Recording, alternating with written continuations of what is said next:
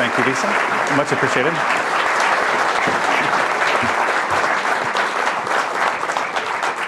Well, first let me just say thank you to all of you for not only sharing this evening with me, but also inviting me to your wonderful city. Eric, thanks to you and the rest of the folks at Linda Hall Library. I spent a good part of today here, which is my first time to the city, and of course, therefore, my first time to this library.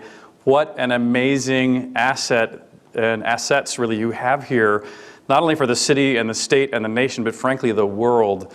This is, beyond measure what you have here. So it's truly an honor to have spent the day here and to spend the evening with you, and truly also a pleasure to have been here as well. Today I'm going to talk to you about, frankly, a wide-ranging set of subjects that to many people might seem incredibly disconnected. What does computer games and creating virtual worlds have to do with exploration and research? And to me, they are incredibly intrinsically related. And so I'm actually going to talk about both of them, and I won't have time, frankly, to dwell on all of the connections that I feel very deeply, but hopefully you'll be able to infer some of those. I've been around since the rise of computer gaming, which I'll talk about. I believe I was kind of a player in that rise. I believe I'm a player in the rise of commercial spaceflight that I'll talk about. I'll talk, of course, about my own trip to space. And then I want to talk about what's happening right now, sort of a new space race that is going on right now that I think should be much more exciting to people than the previous few decades where we seem to have been stuck in low Earth orbit. And why I think that if any of you actually would like to go, you will get the chance. And so let me first ask you, how many people, if it was free and safe, how many of you would want to go? So if it was free and safe, okay? Free and safe. So the majority, 80% of people would want to go. And so if I then asked you, how many people think it will be safe enough or cheap enough for you to be able to go? How many people, without having biased you about what I'm about to say tonight, how many of you would predict that you'll be able to either compete for one of the few slots to go to space or be able to pay the large amount of current price tag to go to space? How many think they'll be able to go? So there's a few. Okay, so we're going to decide, I think maybe 3 or 4 I saw. So at the end of the night, I'm going to ask you this again, and I'm going to hopefully convince you that a lot more than 3 or 4 people are going to believe they can and likely will go. But first, let me talk a little bit about sort of the beginnings of my journey. I was very fortunate that in the early or mid-1970s, I discovered computers when I was just entering high school, and I had the opportunity to be on the ground floor of the emergence of one of the great and powerful new industries. If you haven't played any of my Ultima games, by the way, has anybody in here played an Ultima game? Okay, oh, excellent. Okay, thank you. And so for those of you who are a little older, that was probably the younger half, at least, of the crowd. But if you'd be forgiven if you're not a hardcore gamer, you may not have played an Ultima, but you may have heard of the word avatar. I'm actually the inventor of the modern interpretation of the term avatar for your character in a virtual world. And I invented the category of massively multiplayer games where people play through the internet together in a virtual world. But at the same time, I've also always been an explorer. My father was a space explorer. My mother, as an artist, I would argue, was actually a great explorer of the reality in which we live and a keen observer of the reality in which we lived. And in addition to space companies, I've built companies, often which are still remain the only. If you want to go to the deeper parts of the ocean, there's only one private company, Deep Ocean Expeditions, that can do that for you. If you want to go to Antarctica and you're not a government, you can only use Adventure Networks International, a company I'm a part of.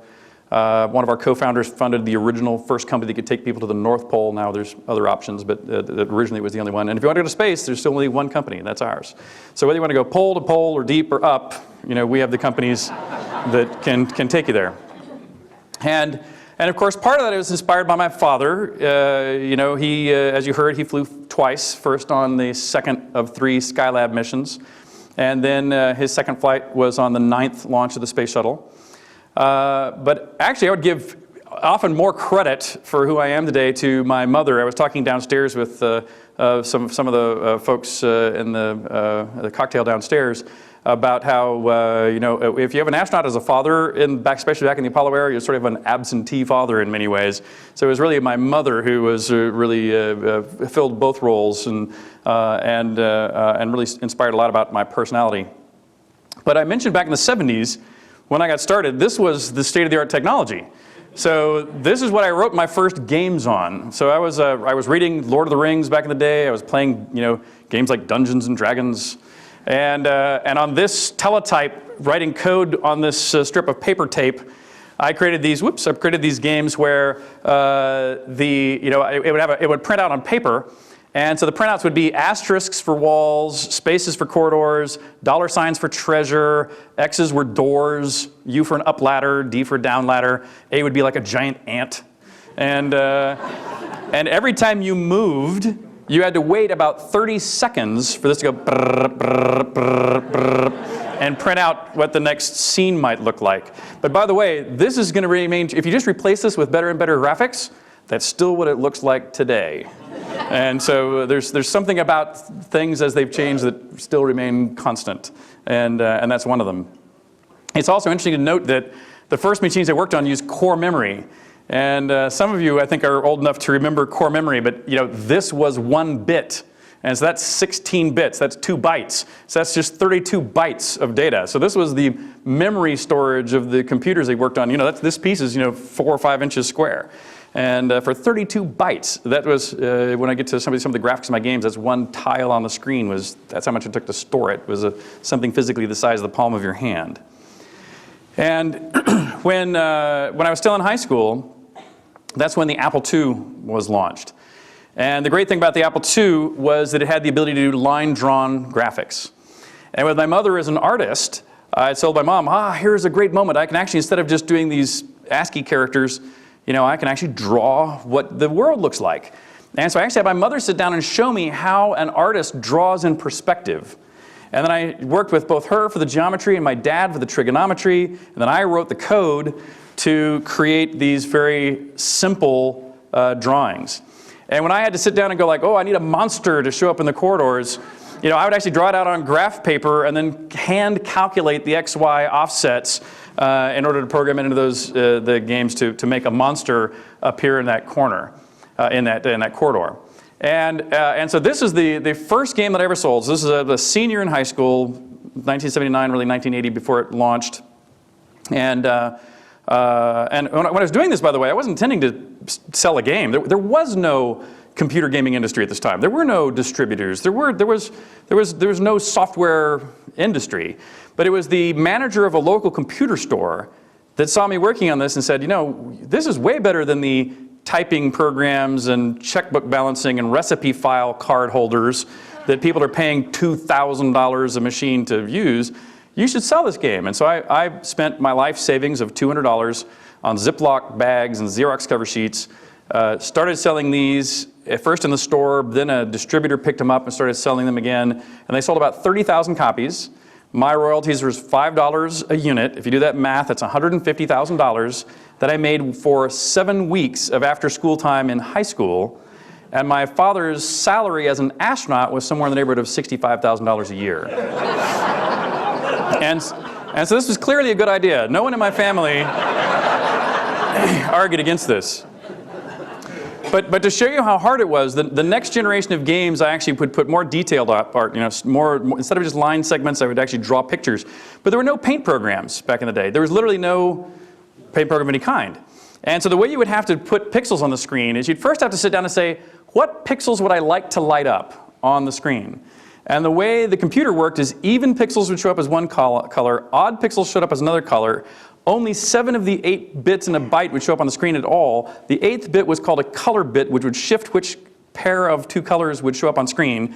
So you have to think about this in your head, draw this out on graph paper, convert that to binary, convert that to, by the way, the bit orders had to be reversed. Then you had to add the 8th bit in for the color set, convert that to hexadecimal, type that hexadecimal into the machine, then write a piece of code to copy these 32 bytes of data into an area of memory that was supposed to be the screen area, and look and see if it showed up as you thought it should.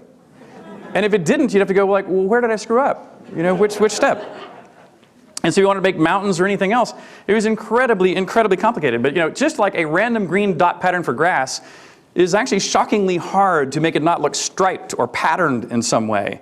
And so I had to do, just for the tiniest little piece of trivial art, took an amazing amount of effort. But down through the years, so like this is Ultima 1, Ultima 2, Ultima, I'm losing track, 3, 4, anyway, 1, 2, 3, I say 1, 2, 3, 4, 5, 6, 7, 8, 9. There's 9 Ultimas that I wrote over 20 years. And now the graphics got a little better and a little better. But of course, if you just replace this with, G for grass and W for water, it goes back to basically being the same as it was, in the very, very beginning. But this was sort of the first era, and this is also where I invented the word avatar, was to, it's a whole other story that I won't get into tonight, but I wanted to make sure that you're not playing some alter ego like Conan the Barbarian. I want you to be responsible for the moral decisions your character makes. You can't escape it by not being you. And that's really what I think made my games go from being strong sellers to best sellers, was my games all have ethical parables and moral teachings as their fundamental undercurrent of the gameplay. The second era was created by Ultima Online. This was where, as long as there have been computers, people have been hooking them together and playing together. But Ultima Online was the first time that we did this right as the internet was coming into existence. We were frankly waiting for the internet to come into existence to do this. We'd been planning this for a decade prior to that. And it was the first time, this is the first big commercial game that allowed everyone in the world who purchased it to play together at the same time in one giant virtual world.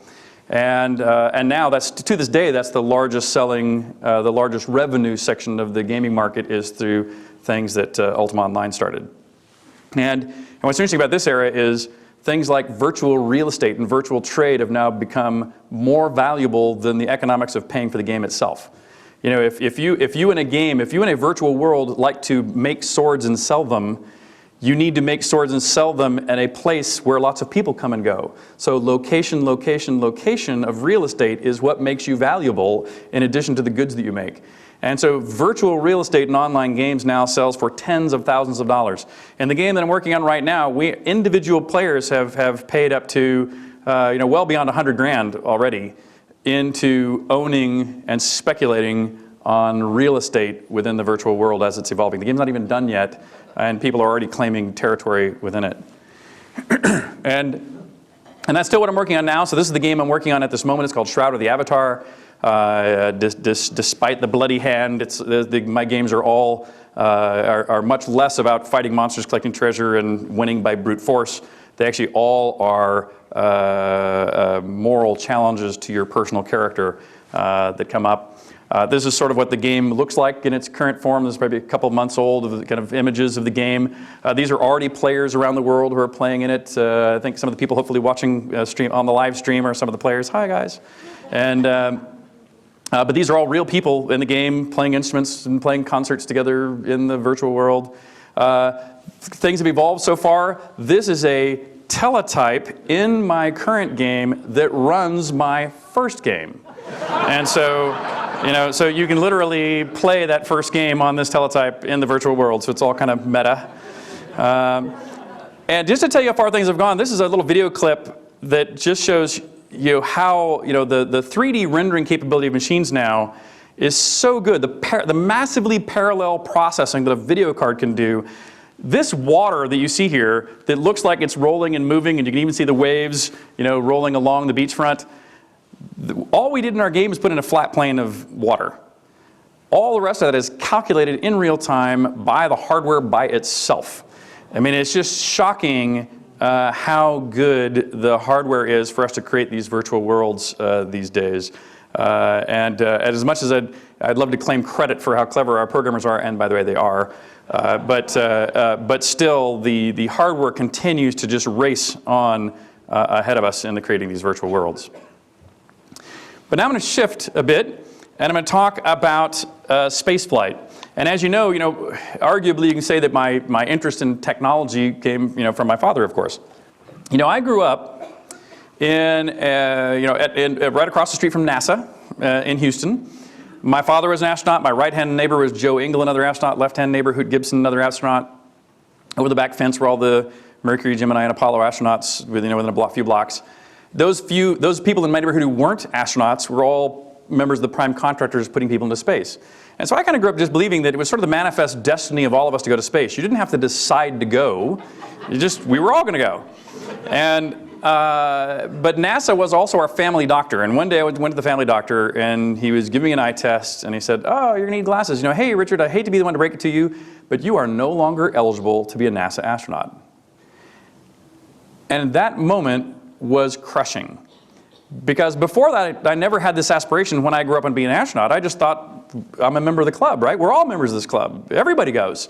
And I was just kicked out of this club before I ever got a chance to participate in it. And at the ripe old age of 13 or so, I said, who are you, doctor, to be the gatekeeper of space? If I can't go by your rules, I'm going to have to make my own. And so at the age of 13, of course, you don't do much about that. But truly from that age, I had the idea, strong, passionate idea, that I'm going to open up commercial spaceflight one way or another so I can go. And frankly, any of us can go. And that journey was difficult. And it led me down through this whole journey of all this other exploration I've done has all been stepping stones to open up space. But specifically on the space front, I invested first with NASA astronauts, who I learned were great scientists or test pilots, but not necessarily great entrepreneurs. Eventually found myself with a great set of entrepreneurs, and we put together a plan that with something called the X Prize, where Peter Diamandis, who deserves the greatest credit for this strategy, he basically said if we put together a big prize to bring into existence commercial space vehicles, and we do that as a nonprofit, and simultaneously we start a for-profit that is a basically space travel company, tourism company, that proves there are people who would pay for it if the prize is ever won, then we prove the existence of a market and we incentivize the market to come into existence. And I thought it was a great idea. The group of us thought it was a great idea. The group of us that did all these companies I mentioned that go pole to pole and deep in space and up.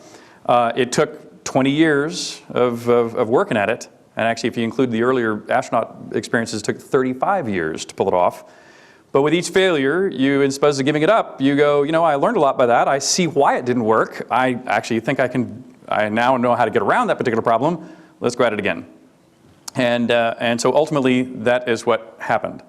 And so then for my own space flight, I committed to my flight in early 2007. This is 2 years prior to launch. And one of the first things you have to do, other than pay most of your life savings to Russia, is you have to go through medical pre-qualification. And it turns out that is not easy. And in my case, it turns out they found a disqualifying anomaly where I had one lobe of my liver was missing the vein that would drain it. And so therefore, if there was a depressurization of a spacecraft, it could cause internal bleeding, which you could neither detect or fix, so it would be fatal. And so the first thing I got was a phone call saying you're out and you don't get your money back. Later, I got a call from a doctor who said, I think we have a plan, but it means you have to go under life-threatening surgery to remove that lobe of your liver, which I said, let's go now. And 3 days later, I walked away with another one of my big mementos from my spaceflight, which was that scar. By the way, spaceflight is amazing. Everything about it is amazing. Training was amazing. I had to learn, there are no passenger seats. So, I had to board the vessel first, the Soyuz spacecraft. I turned it on. I managed the power systems. I managed life support. I managed all the suit life support as well. And so, if I didn't do my job well, we either wouldn't fly or we'd all die. So I actually don't like being called a space tourist. I believe I am I went and passed all the exact same classes alongside other astronauts and cosmonauts, and I, did work alongside as a full crew member. Same thing on board the ISS. I had to literally pass the same final exam, so this is actually us on the final 2 days of our examinations, where if we don't perform well here, we don't actually fly as a crew. They would split us up and make us retake classes. But then finally on October 12th of 2008, I finally got to leave the Earth. I was actually the 483rd person to leave the Earth. My dad, I think, was number 36. And we're only now just over 500. So it's actually a shocking few people who have left the Earth. Of course, I couldn't go without sending a message back to my gaming buddies. I developed virtual languages in my games as some of the virtual languages for my last game, Tabula Rasa. This was a little message I put up to my gamers, which said this Tsiolkovsky quote, where Earth is the cradle of humanity, but one cannot live in the cradle forever. It was the little quote that I sent back. And after an 8.5-minute rocket ride, so you literally go from 0 miles an hour to 17,000 miles an hour in 8.5 minutes. And you burn the fuel and oxidizer, which is 90% of the mass of that vehicle goes away in that 8.5 minutes. And that's really short. I mean, it's much less time than it takes to get to altitude on a commercial flight and have them turn off the seatbelt sign. On the other hand, we boarded and bolted down 4 hours prior to launch, and we had to stay bolted down for about 6 hours after launch. So you're not stretching your legs any time during that process.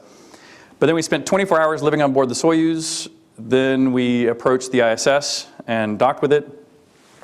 This is what looked like life on board the space station. This little green square was actually my workstation. There's a window down here. There's a couple windows down here.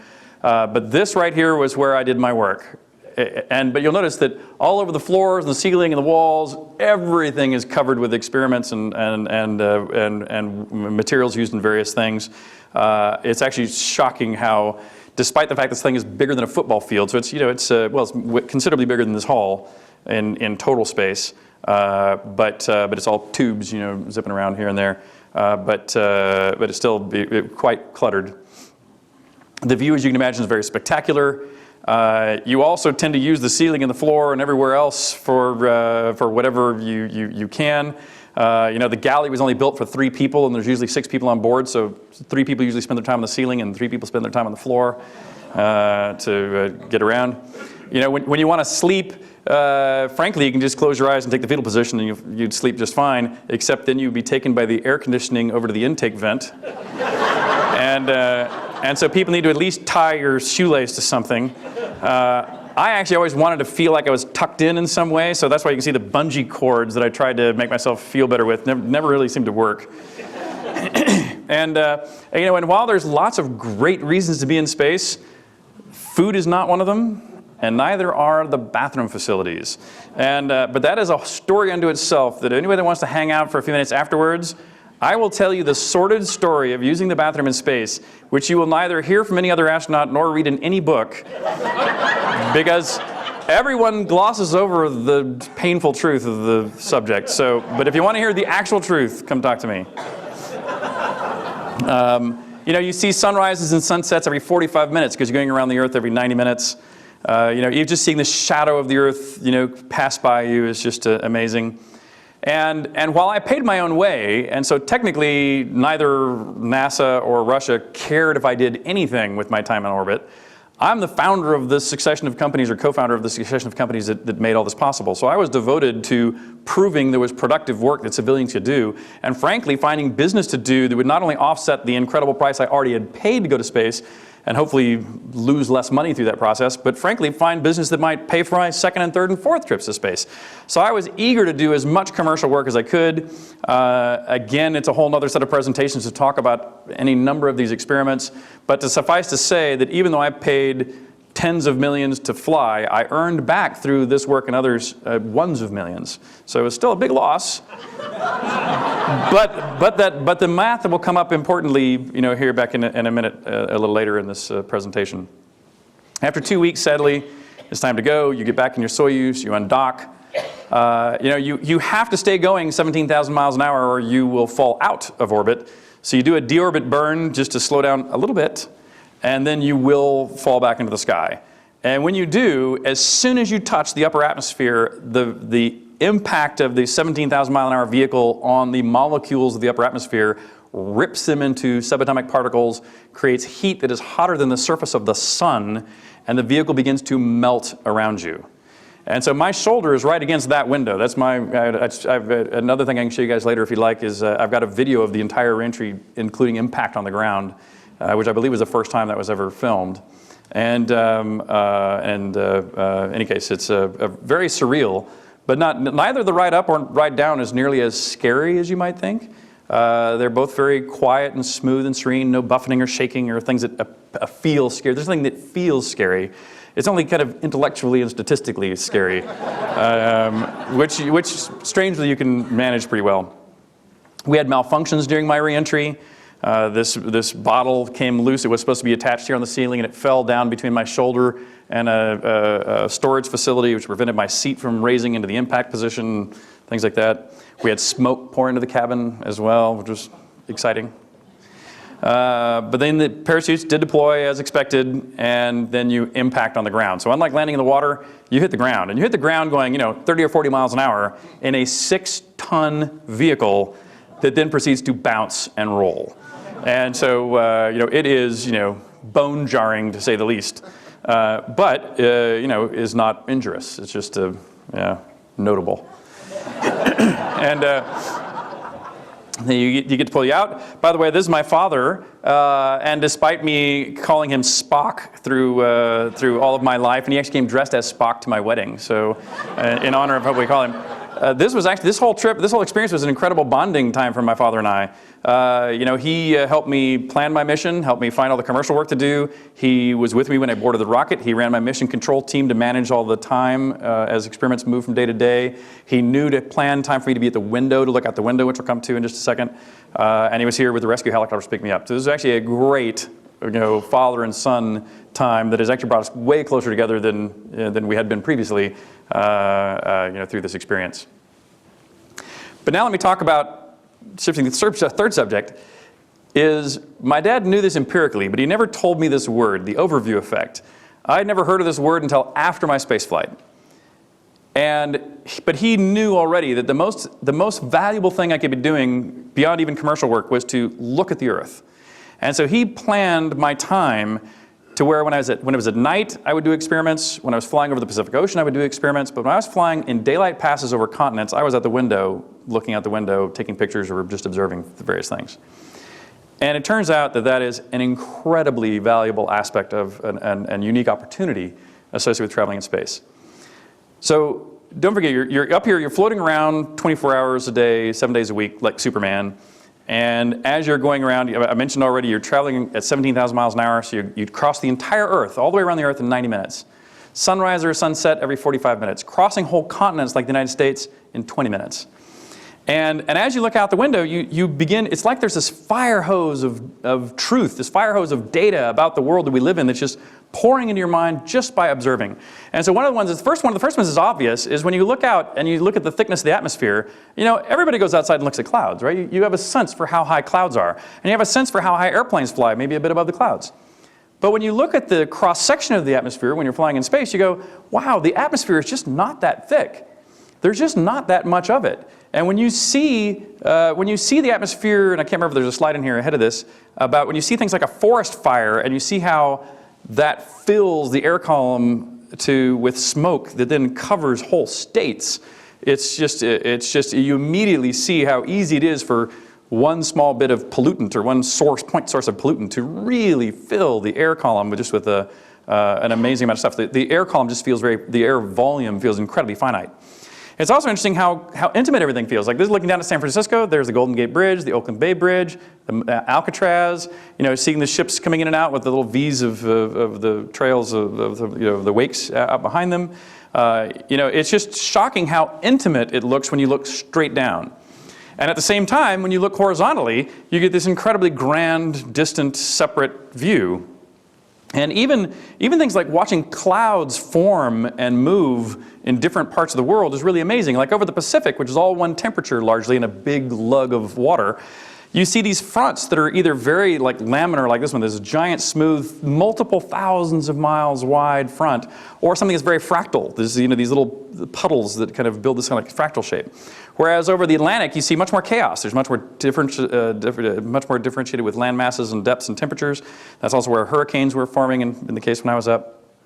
You see the results of tectonic plate movement. Obviously, you can't see any movement, but you see the scars around the Earth left by it. So you can get a feel for how the seams go all around the Earth. You see the results of all the erosion from water all around all the continents on Earth. You see the results of the erosion by wind. And by the way, this is thousands of miles across, this image here. And this is wind blowing through mountain ranges, creating these trenches that are formed by wind. Not water, not any other force, by wind. And these are things on the ground you would never perceive. They're too small to perceive on the ground. You have to be in space to perceive it. Even when you go over the Himalayas or the Rocky Mountains or whatever else, you see roads and dams, and you quickly begin to realize that humans are everywhere. Even all the deserts that way too. I just happened to look out the window one time and saw the Palm Islands in Dubai, where we're literally terraforming, the Earth below us. You would look down over the Sahara Desert and you would see places where we're pumping up fossil water to irrigate farms that when I would first see these and going like, well, who are these farms feeding? Because I don't see a town on this image. And when after a few orbits, what you realize is they had started with a town in the desert where they pumped up fossil water, but the reservoir ran out. And so they built one a little further away. And when that ran out, a little further away. And when that ran out, a little further away. And these farms are getting thousands of miles away from the places they serve as we have tapped out all the fossil water. When my father had flown, he used to tell me stories about all the fires he could see burning in the Amazon. And that was during a time where you used to have lots of public service announcements about fires burning in the Amazon. But frankly, I haven't seen any of those in decades. And yet, I hadn't thought about it until I looked out the window and went, wow, there it is. There's all the fires for people clear cutting.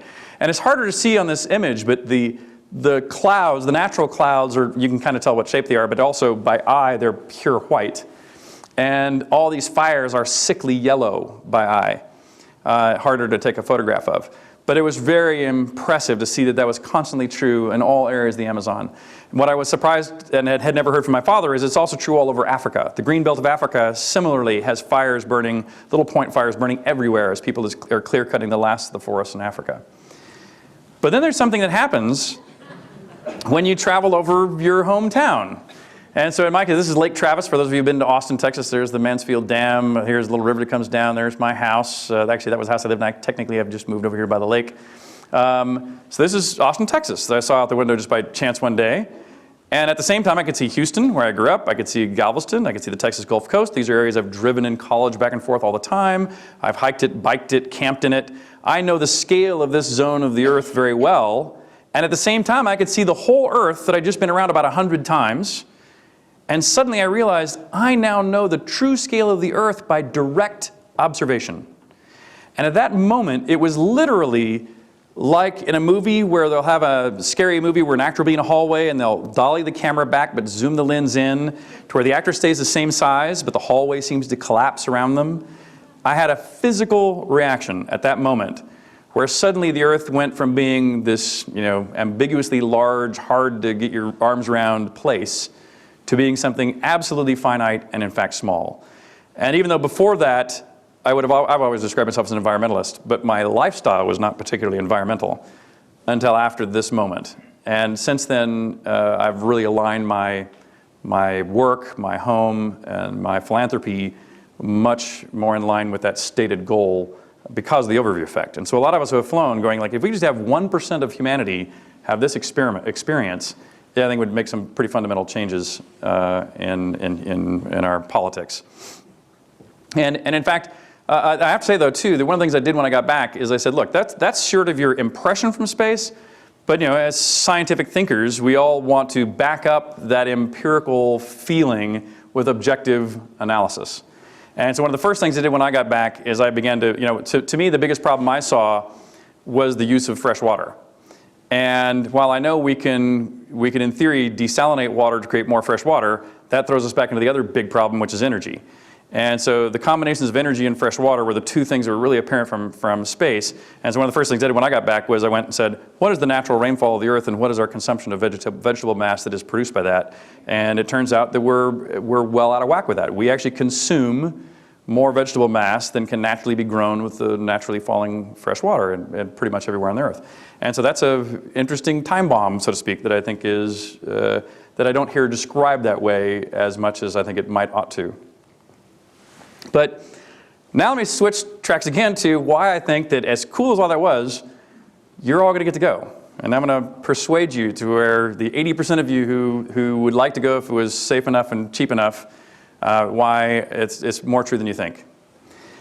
First of all, there were a few people I was talking with downstairs that remember Sputnik. I wasn't born yet. I was born just after. But it is exactly what inspired my father to become an astronaut. He was a Stanford University professor studying upper ionospheric physics and radio wave propagation. When he listened to Sputnik with his laboratory, he became an astronaut from that. The Sputnik is also what drove us as a country to spend our first decade, going to the moon. And what's interesting about the Apollo era is it inspired everyone, right? It inspired not only our country, it inspired the world. But I'm a perfect prodigy for this moment of inspiration, if you follow, because I lived it more deeply than most. And I would argue, though, that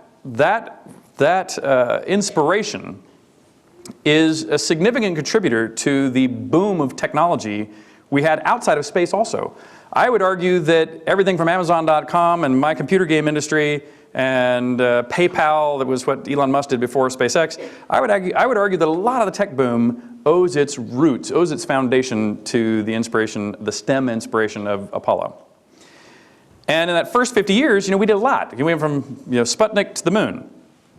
And yet, we've still only sent about 500 people to space. And just as importantly, during the early Apollo era, we all believed that this was the future of 15 years ago. And this future has not yet happened. It's not even close. This future isn't even close. And so there's a documentary out called Orphans of Apollo, which I think is an accurate description of my generation of tech entrepreneurs who were inspired by Apollo. We all helped this tech renaissance, and yet it didn't happen. And what's interesting about this moment is a lot of us, myself included, Elon Musk included, Jeff Bezos included, have made some big tech exits and have turned around to say, we're going to manifest this future. We're going to make that happen, even though it didn't happen for us. We're going to finish this dream. Because if you look at, up until the retirement of the space shuttle, space travel was incredibly expensive and, in fact, fundamentally very dangerous. And if things are really expensive and very dangerous, and especially if you can debate the return value, the return on investment, it's understandable to be really rare. But that is what is changing fundamentally. And so here's my case for it. First, think about every other mature form of transportation other than rockets. Cars, boats, planes, and trains. All of those, you can stop at the gas station, fill up, and then continue. And all of those cost you, if you put $100 of fuel in the tank, it will probably cost you another $300 for insurance and maintenance and stuff of that nature. Rockets, on the other hand, cost you more than 100 times the fuel you put in it. The Soyuz that I flew on, if you were to buy the whole rocket, would have been cost $150 million. The fuel to go on board it was only $800,000. So if every time you went and filled up your car with gas, you crushed it and bought another one, not many of us would drive very often, right? But the good news is that the boosters are now being reusable, and the shuttle was supposed to be reusable, and it's marketed as reusable, but the fact of the matter is they had to disassemble the whole thing, clean it all out, refurbish it, put it all back together, and relaunch it. It wasn't anywhere near. They planned to fly it like once a week, not once every quarter. And the cost to refurbish, the space shuttle ended up being the actually most expensive and most dangerous vehicle that ever existed. Now, it did some amazing things. It could lift more mass and more people, and we couldn't have built a space station without it, and it has a long list of accomplishments. But on that list is not safety and cost. What's happening, though, now with reusability is the cost to go on the shuttle is about $100 million. So that's where the cost starts up here. Right now today, when Elon Musk is allowed to fly people, which he'll do by the next year, the actual cost of that flight will be about $25 million. So that's already a quarter of the price. When he gets his reusable boosters, that he's already landed a couple of them, he thinks he can get it down underneath $1 million. But let's suppose it's 2. I earn more than that on my own flight. If just what's happening right now, it's not tomorrow, it's literally things that are happening this moment are come true, which I actually don't know if anybody would be a doubt. I mean, I'd bet against you in large amounts of money if you were a doubter of that. But already I know that personally I will be able to go to space not only again, but as many times as I want, because as an entrepreneur I'll be able to pay for it by doing experiments on board that I already know how to do. And I'll talk a little bit about it in a second. But what's also interesting about this is that even if it only stays there, by the way, my wife is working on electromagnetic propulsion, which again is an after subject if you like, but that will drop it by another 10-fold. And that's probably a decade out, maybe 2. But this is not the floor. $1 million is not the floor. There's probably a tenth of that is probably the energy cost floor. And so if you look at the few million that I earned, I'm already planning to be profitable with my next trip. And by the way, there are probably smarter entrepreneurs than me out there who are going to earn a little bit more money than I did per flight. So the point is we're about to reach this inversion where you don't have to worry about whether you're spinning off Velcro or Tang. And instead you can go, I can literally raise money, run some experiments, and make a profit. And so that's what I call this new golden age of spaceflight that I think we're entering right now. And I would argue that the X Prize that I'm one of the co-founders of is what helped kick that off. Prior to that, things were all done the old way, which really meant buy things at a cost plus contract. The new way is buy launch services and be ambivalent as to who provides it. All the same companies are involved, some new players. So I'm not saying SpaceX is any smarter than United Launch Alliance or Boeing, they're not. But it's the new buy launch as a service versus own and pay for a cost plus contract to operate it, which is driving this economic revolution. But there's a variety of suborbital vehicles coming to being. There's Virgin Galactic, there's X-Corp, Maston, Blue Origin. These guys are all doing suborbital stuff that is going to do, I think this is where space tourism, so to speak, will happen. One of the things I want to do next is space diving. So I'm going to go ride a rocket up and jump out. But what's going to happen when you get as far as orbit is, NASA needs to still chart. If we're going to go to Mars, like Elon Musk wants to go privately to Mars, and more power to him. But I think statistically, it's helpful if the government goes first, or at least says, I'm going to pay for it first. And I don't care what vehicle is used, maybe SpaceX is the right vehicle to be part of that pantheon of things we use. But as soon as we've been anywhere, and I would argue even the moon fits this category. I mean, once we've been to the moon, it's either worth going back to or it's not from a fundamental economic return. And if it is, commercial can now do it. And if it's not, don't go back. Instead, go somewhere new. And then, and that's sort of how I personally would lay it out if I was emperor of NASA, which I'm obviously not. But we have now a whole suite of new crew exploration vehicles. There's the NASA Orion, Boeing CST-100, the Dragon, the Dream Chaser from Sierra Nevada. We've got boosters, of course. SpaceX is doing a great job with theirs, but the Atlas and the Delta are now becoming man-rated. Right now, they use one or the other of them uses Russian engines, which were dependent on the Russians for those. But Blue Origin is now being engines to replace those with, so it'll be a completely domestic product again. Even the space station, when I went on the space station, they didn't understand private citizens going there.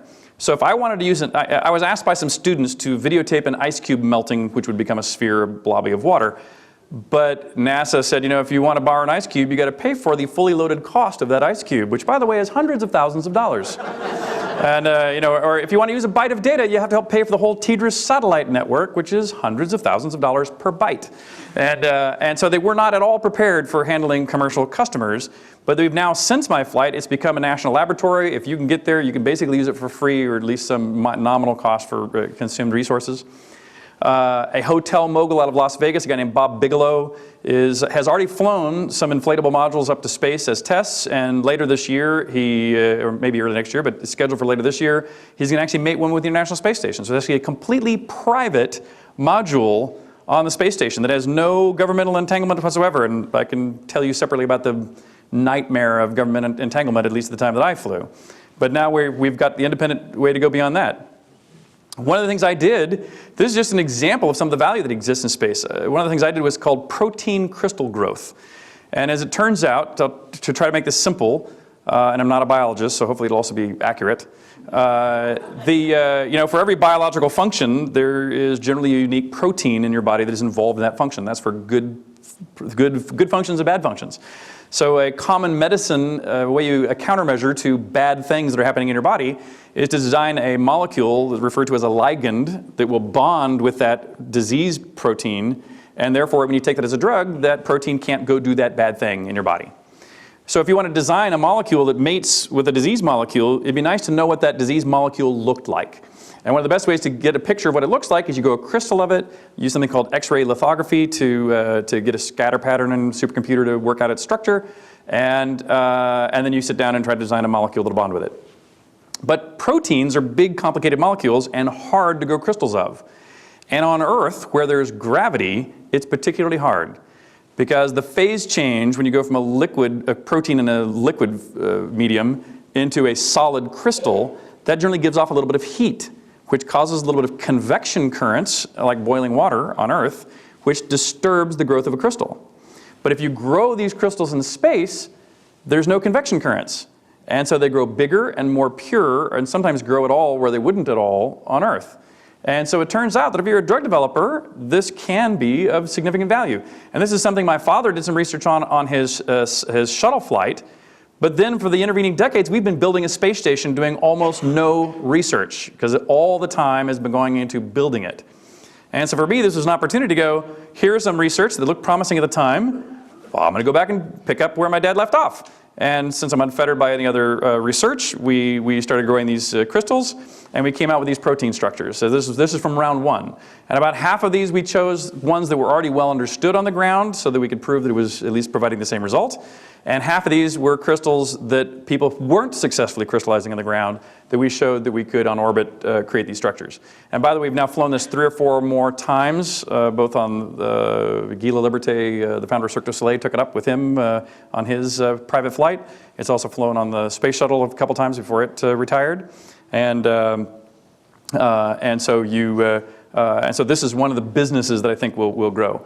There's another group that happens to be in Austin, Texas, doing vaccine development. In fact, there's a salmonella vaccine that is available now that only exists because a company in Austin did their vaccine testing in space, and the reason why that's important in space has something more complicated to explain in a short time, but it has to do with gene expression that also changes in space in a way that doesn't happen on Earth.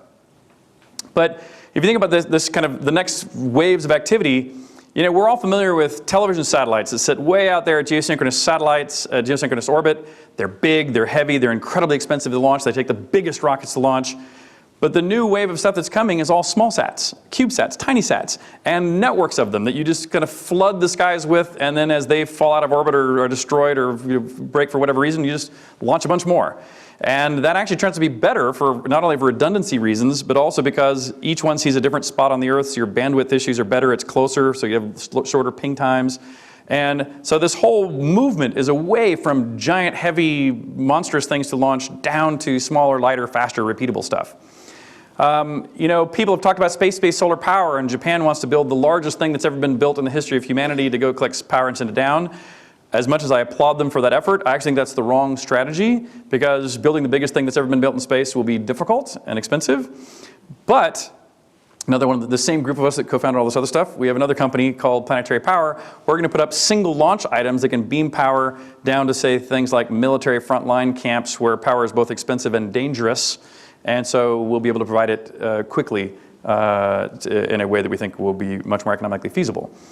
NASA's planning to go out to asteroids. We also have another company, Planetary Resources, that we founded, is going to go mine some of these asteroids. There's asteroids that are orbiting. You don't have to go to the asteroid belt to see asteroids. There are some that orbit right around the Earth. Lagrange points in front of or behind or inside or outside the Earth's orbit have asteroids that are just sitting there. So the energy cost to go there once you're in space is close to zero. And asteroids, what's interesting about asteroids is not only are there a lot of them, but there's a lot of them that are differentiated materials. Some are the crust of a planetoid that got blown off, so it's dirt and rocks. Some of them are the core of what was going to be a planet, so it's metals like iron and titanium and platinum and almost any other you want to find. And what's interesting about that is we've already flown satellites where we're already prospecting right now with optical sensors to go find rocks made out of metals that we want to bring back to the Earth. And once we've identified those, the Congress just passed a new law saying if we find it and identify it and tag it, we can own it. It's still a US law only, it's not UN, but I don't think anybody's going to argue with it. And already lots of places have noted that most likely the first Earth trillionaires will be asteroid miners because of the value that comes back from these rocks in space. Another good reason to be out there is planetary defense. Just in a few years, there is an asteroid called Apophis, which is going to come this close to the Earth. So if that's the Earth and this is the moon's orbit, it's going to come really close to the Earth. And as long as it goes in this little white window, we are out of danger. But if it goes outside of that window, it's actually going to hit the Earth. If not this time, then on its repeat visit 15 years or so later. And so we need to learn how to operate in space. We need to learn how to, this asteroid redirect mission of NASA is actually a pretty important mission. Every 100 million years or so, a life-threatening impact happens on the Earth, actually literally has happened throughout the history of the Earth, and we're well overdue for one, which means it's not going to be tomorrow, and probably not the next day or the next day, but well within a few more lifetimes, it's likely that something would be seen. My own company, Space Adventures, in addition to flying people to the ISS, we've now booked 2 people to go around the moon. And so 2 seats in one Soyuz plus a Russian commander in the center seat is that hardware is being built now to where they'll fly to the ISS in a normal Soyuz. A second ship will be launched. They'll dock together, and the booster on the second one will push them around the moon and back in an Apollo 8 style return visit. Dennis Tito, who was our first client, took my seat. Dennis has been proposing in 2021, there happens to be an alignment of Earth and Mars that is favorable towards a free return flyby of Mars. Sadly, I think this one's not going to happen, but I think it's a kind of a missed opportunity. There's still a debate as to whether, the United States, I think, correctly has been opting to not go back to the moon. I'm a proponent to let's move on to asteroids and Mars. But the European Union and a lot of our partners have never been to the moon, and so they're all going, maybe we should go. And I'm a believer that maybe if they're going to go, we don't want not to be a part of it. And I think we've made some mistakes with China, with everything from the investment bank to banning them from participation in the ISS and some other things that has forced them to go independently, but then all of our European partners join them. And so I think it's actually short-sighted to push them out, because what happens is everybody joins them anyway, and so we sort of get left out. So anyway, that's an interesting political issue. But so we may need to go back to the moon. But at least I think we should really be pushing towards Mars, maybe stop at some of the moons around Mars or Jupiter. We were talking about Europa and some of the life that might be below the ice there. But I actually think that not only landing on Mars, but really trying to set up a long-term colony on Mars is a worthy goal, not just go there and come back. I think it can be done. I think there's plenty of people. In fact, here's another poll for all of you. So let's suppose there was an ability to go to Mars, and don't worry about the cost and safety again. We'll get there. But if you go to Mars, but you're going to be a colonizer of Mars. You're not coming back. At least you're not predictably coming back. You might be able to come back in some distant future when we get even more common round-trip capabilities, but don't count on it. But we're going to at least make sure enough people go that you have a good social group, and there's going to be enough things to do. You're not going to be bored and run out of books to read. There'll be a diverse, active life on Mars. How many of you would be okay with leaving the Earth permanently and inhabiting a new world? Okay, so look, so there's 20 or 30 people. So by the way, that's already higher than would predict they're going to leave the Earth if they had to go pay for it themselves. So, but 20 or 30 out of a couple hundred people that we have here, that's a pretty good statistic. I mean, it's shocking when most people are like, oh, nobody would want to do that, and it turns out, yeah, maybe 5 or 10% of everyone would like to do that. All you got to do is find the right price and safety quotient. And so I'm actually a big believer that the reason why going to the moon worked, in addition to the space race politics, was because it was planned to be completed within a decade. And I think what's important about decadal planning is it means that a president can stand up and say, we're going to do this in 10 years. And if they survive, if they fund it themselves and survive 2 administrations, so they funded 8 out of those 10 years, the person who inherits it will finish those last 2 years because it didn't cost them much and they get a lot of credit for it. And even the person who started is going to get a lot of credit for it. But if instead, like as we've been hypothetically saying for 10 or 20 years here in the United States, we go like, the next stop is Mars, and it'll take us 30 years, and it's cost $30 billion a year to get there, and I can't predict when the rockets will be ready anytime. No one actually even starts the funding. Because even if they do, they're taking all the heat for the budget, and there's no way they're going to get any of the credit, even if it succeeds. And the economic ups and downs in the middle are going to mean somebody along the way is going to cancel it. So why should I bother paying for something now when it may not even be finished, and even if it is, I won't get the credit? So decadal planning or less, I think, is critical to any of these plans going forward. But I am a believer that we must ultimately go to space. And so I'm happy to consider Stephen Hawking a friend now. The way I became his friend is through this. We actually took him on a zero-G flight a few years ago, and he's one of the strongest voices about how humanity's existence on Earth will be challenged. It's not a question of if, it's only a question of when. And that when might be in short order. It's most likely to be in a fairly long period of time. But there's no reason not to start now in creating humanity to be a multi-planet species. And if you look at the countries, the space agencies, which are generally countries, that have flown people to space, and this is actually a little bit out of date. I think we've actually slipped from number 6 to number 7. China's flown a couple other people. But my the only private organization, is one of the top few space agencies on Earth at this point, which I think is statistically just pretty amazing. That this thing that only a little while ago was in the purview of governments is now transitioning to the purview of private industry. So now I want to go back and ask again. So let's go back and ask that same question. So first of all, The price on the shuttle was $100 million plus a 1 out of 70 chance of death. Any capsule-based vehicle, all of them, like the Russian Soyuz, but any new ones too, should be much safer than 1 out of 10,000. In fact, it's so much safer because of the capsule shape and escape towers that it's hard to calculate how safe it is. But I assure you, a capsule is a very safe way to travel to space. The price was $100 million. Today it's already 20. What Elon's doing right now, it's going to get down to 1 million. With electromagnetic propulsion, it should get down to about $100,000. So we're now talking about a price that isn't that, by the way, I send hundreds of people every year to Antarctica for about $70,000 a piece to the South Pole. It's about 50 grand to go to the Titanic. It's $70,000 plus a 25% chance of death if you want to go climb Mount Everest. And we have thousands of people who go do that every year.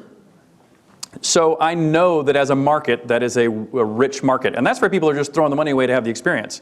But I've also shown you how you can earn money at this. You don't have to, any entrepreneurs in this room, you can earn your living. At $1 million, you can earn your living. At 100,000, it should be no trouble. You can either save up and literally pay for that. I know you could. And or you will be able to design a business or work with some investors or work with some entrepreneurs to find a business to do it. So now I'm curious, how many of you who said you would have liked to have gone to space now are across the line going like, I actually might go to space sometime? Anybody else willing to now make the bet that they would? Okay, not that many more. So maybe twice as many as we had before. But you guys are more skeptical than many audiences I talk to. But I'll take twice. I'll take twice. But believe me, I'm a devout believer that if you really do, hopefully you'll at least believe me, or at least believe that I believe that if you really want to go to space, I believe you can now plan that. And as long as you live for another 10 or 20 years and remain in modestly good health and are willing to have some surgery to pull out some bad parts, that you too will be able to go to space. So thank you very much. If you want to check out my game, it's called Shroud of the Avatar. I'm working on a book that'll be out at the end of the year called Explore and Create. There's my email and Twitter handles if you'd like. And so thank you very much for having me here.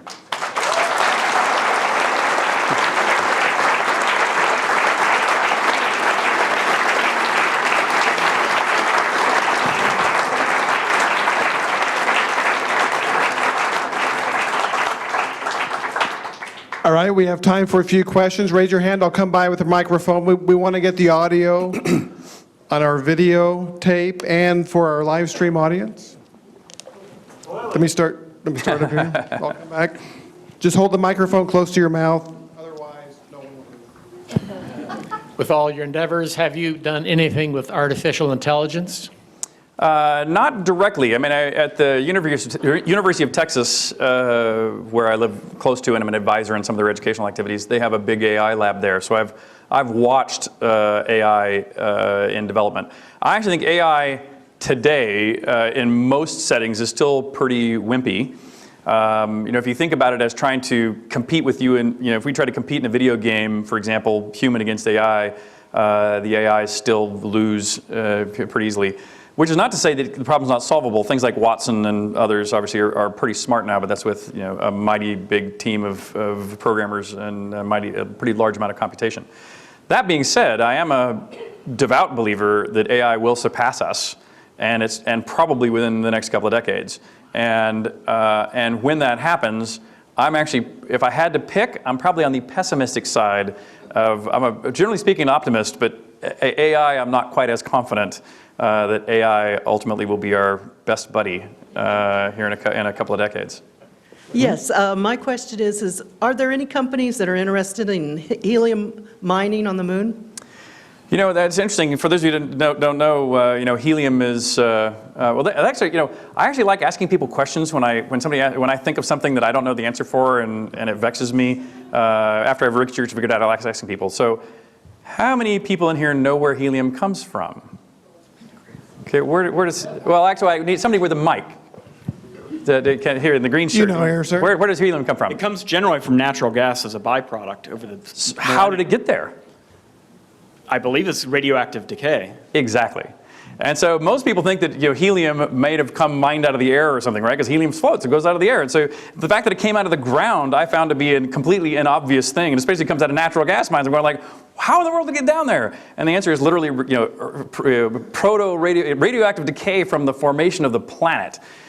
What that also means, though, by the way, is helium is an incredibly finite resource, and we're actually, as useful as helium is, we're running out. And while we have a lot of stores that we kept during World War II, just in case we needed it for blimps and such, we're now actually divesting that. And so helium is something that most predictions I know of show it running out here in the next few decades. But no, I don't. There are people who talk about helium-3 mining on the moon, or especially for reactors and things. I don't know if anybody's seriously pursuing it yet, because I think that the lead time on that being an economic play is still too far out. We don't even have fusion, much less a direct, compelling need yet. But it is there, so I think eventually it will come. Thanks for your talk. Can you comment on virtual reality and its connection to gaming, possibly in exploration too? Yeah, so I am simultaneously a huge VR enthusiast. I've purchased and used basically every VR device that existed back even to the Apple II days. And I am simultaneously a bit of a skeptic, a lot of a skeptic. I think I'm enough of an enthusiast where we're going to do some VR work ourselves. Our current games we're playing with VR, and we'll probably be launching some titles in VR. So I want to be a part of the process of VR being a compelling place to be. But what I personally find as a user, in fact, I was just at South by Southwest where all the VR guys are down there demonstrating their stuff, and they're all great demos. There's tons of great things to see and do, and I'm even an advisor on the space VR guys that are going to put up a CubeSat that'll let you literally, hopefully, have the overview effect yourself by floating around in space. And so there's some things that might cross that boundary to becoming compelling, but at least for me so far, as enjoyable as the demos are, I don't see the reason to buy them and then have 20 other experiences, games or otherwise, that I will then buy over and over again afterwards. So the market itself, the fluid market is still elusive to me. I don't see it happening next year or the year after, but maybe in a decade, maybe. I'm more skeptical than most. By the way, technology prediction, I'm maybe 50-50 on my betting. So, and by the way, on this one, I'm an outlier. Almost every in the industry, and if you look at the valuations of these VR companies, they're completely through the roof. But I'm not as optimistic. Do you think kids like I would be able to make it to Mars like Mark Watney in The Martian? Yeah, well, what's actually perfect about your age, you are just the right age to be able to plan your future on Mars. And what I would say is, if you decide you want to go live on Mars, the main message of any of these, the way I've managed to stay successful in the game industry is by not giving up. I'm lucky enough to have, most of my games have been successes, but I've had some, complete and utter failures. But you pick yourself up and you go at it again. I started space companies over and over again. Most of them did not work, but eventually it worked. And every other professional NASA astronaut that I know, they didn't apply to be an NASA astronaut just once, most of them. Most of them applied like 5 or 10 times over 5 or 10 years. And each time you realize what you didn't have under your belt at that point in time. You realize your resume is not quite right. So you go pick up that other item on your resume and you circle back and you apply again. So don't give up. If that's what you really want to do, whatever you decide you really want to do, don't give up. And I'll bet you can get over those obstructions. Yeah. Yeah. What impact do you see space travel having on food and nutrition? You mentioned, I think, food being one of the issues being up for those 2 weeks. Do you see nutrition improving through space travel? Yeah, what's interesting about the thing that where space is going to help food, and already is helping food, but this is going to continue to increase, is really through Earth resources satellites. We now can look down from space at the Earth and detect an incredible level of detail about plants, even within an individual person's acre of whatever crop it is they're growing. We can tell how stressed it is from a water standpoint. We can tell if the soil is out of pH balance. We can tell if there's insect infestation due to other stress markers that happen to show up through different wavelengths of light and how the plant is responding. And with that, people are already starting to use that to do things like say, if you're harvesting an acre of crops, one end of your farm might be slightly higher up on a hill than the other end, and so the moisture won't settle evenly throughout your crops. And so it helps you target the exact area, not just this field, but this part of this field that needs more care, whether it's water or nutrition or any other aspects. One of the things I think is most interesting is I grew up in an era where genetically modified foods and what I'll call plant husbandry, like animal husbandry, has sort of been a no-brainer. We provide all this, whether it's use of chemicals or whether it's use of modifying, you could imagine, directly modifying genomes. That always seems like a very good thing. And most of my life, I've been on the positive side of better living through science in every way we can, including what you might consider some of these artificial methods. Interestingly, through my space connections, and one of these being Elon Musk's brother, Kimball Musk, who is very much into food sustainability, clearly a very pro-space guy, clearly a very scientifically evidence-based guy. And he is a huge proponent of the value of genetic diversity in plant cultures and our ability through just good resource management on the ground and things like crop rotation and other things, and especially with data from space, to be able to have healthier and more plentiful crops in a way that is probably healthier for us than at least my previous thoughts have been. But I think it's one of the most fascinating subjects, I think, right now is this debate. I think it's a worthy discussion for us to all figure out the right path on food. Yeah, back in the back. Hi, thanks for being here. The real treat. My pleasure. Being in a university setting and kind of an educational environment, how do you think, as an entrepreneur, as a business starter, looking for people and talent that can fulfill these visions, do you see that the education system and capacity, worldwide, both in the U.S., is it providing enough lift in terms of people and skills, or is it a constraint or even a drag? I would give you two different answers based on space versus video games. I think our educational institutions in space are actually incredibly good. We have universities across this country who, frankly, were part of the Apollo program and helped build that, and they still are turning out incredibly talented people. The challenge on that side is that half the people we're turning out are foreign students that we don't allow to stay in the country. And so we train the very best aerospace scientists in the world, and we force them to leave the country. And so in my mind, you choose your battle, but I think you have to fix one side or the other. You either have to not educate all the foreign students and or allow them to stay here and build their first companies here versus compete against us from their previous country. And that's where I think the problem there. But the talent is actually very good. On the computer gaming side, it's actually the other way around. Computer gaming is, I'm completely self-taught. I dropped out of college to start my first company. I think I'm still a pretty well-educated person, but mine is all personally self-taught and fundamental research I've done very laboriously on my own. When I go to hire somebody, for me, the best person I could hire is somebody to replace myself, right? The more people who have this diverse background that we can hire, the better. But the only people we hire that have that skill are people who've been in the industry already for a decade. That means we're stealing from each other's companies and things of this nature. It's really hard to learn this on the job, at school. And part of it is that there are parts of what I think make the games that we develop in my company good that we've never codified in any writing anywhere. We discuss it, we have a feel for it, but the art form is still so new that it's, some of the technical things you can learn, how to draw a polygonal shape of art, et cetera, but how to make a virtual world a compelling place to live is still largely uneducatable, if that's a word. Richard, back here on your right. So about going to Mars, do you have any plans for the engineering of this? Well, I personally don't, but both NASA does, and in particular, the other place would be SpaceX. And they're both great plans, but here's how I would relate them to each other. NASA is constantly trying to push the boundaries of human knowledge and human exploration. But they're doing it in a way that requires continuous political support, which waxes and wanes. And they're doing it with guidance from Congress or a president or the general public that also says go left or go right, in addition to economically up and down, that is very hard to manage.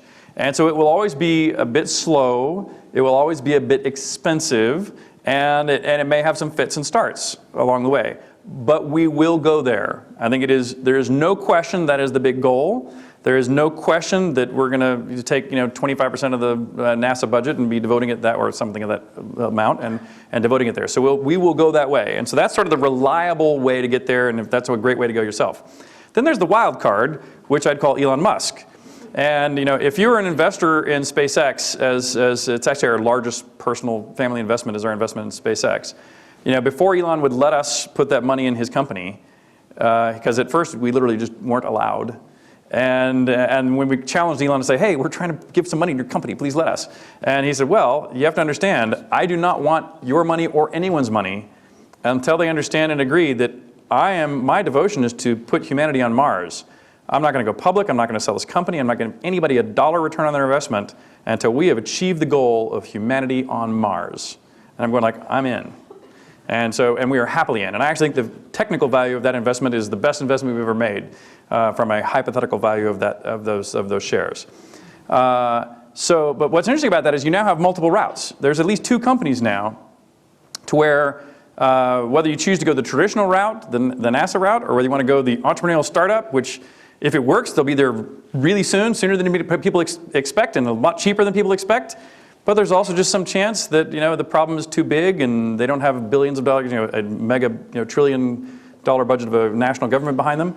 And so, but the point is you have options. So I'm not doing it personally, but both NASA and people like SpaceX are thinking about it very deeply. Richard, we have a question up here on your left, a young lady who's had her hand up for quite a while. Yes, she has. So thank you. Thank you. I've seen her. Due to the time, I know there's some other hands up. This will have to be the last question, but I think Richard's going to stick around. I'll stick around, so I'll tell stories of space toilets. Yeah. So here you go. So make it a good question. Have you ever thought about doing sandbox gaming? Well, actually, I would argue that sandbox gaming is, you mean like Minecraft or something like this?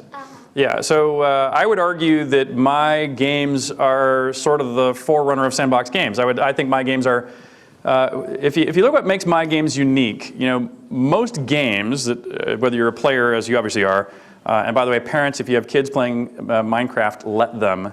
Minecraft is a great game, both as a game, and it's also a great learning experience, as a growing experience. So don't fault your kids for playing Minecraft. That being said, most games you would think you could easily argue are, or at least have some aspect to them which is not that great a use of your time. Running around, shooting things, collecting treasure is not necessarily that great a way to spend time. And I would agree with that, by the way. As a creator and as a parent, I would agree with that general, not critique, but at least care you need to take as a parent as to what your especially young kids are participating in. But my games have always been sandboxy in that they're much less about what you can accomplish how quickly and much more about creating a living, breathing world where all the cause and effects are very deeply simulated and very deeply intertwined with each other. In addition, where Minecraft has really no story, it's purely a sandbox. It's purely a playground where physics works and with the things you build and create. I layer on top of that sandbox ethical parables. And so I'll put in my games ways to seduce players into behaving badly and then show them why that was a bad idea. And so I will put in my games things like a shopkeeper who it's easy to steal from, and so people start just ripping her off. And then later they need something from her, but when you go back to her, she said, I'd love to help the hero, but you're the most dishonest, thieving scumbag I've ever met, so no way I'm helping you. And my games are full of that sort of ethical parable in all areas. And so that combination is really what has, I think, made my games kind of survive the test of time. So anyway, try Shroud of the Avatar. I think you might like it too, but Minecraft's also pretty good, I must say. Well, that was a great question. It brought us full circle back to gaming. Exactly. So thank you for that. And thank you, Richard, for the wonderful lecture. Okay.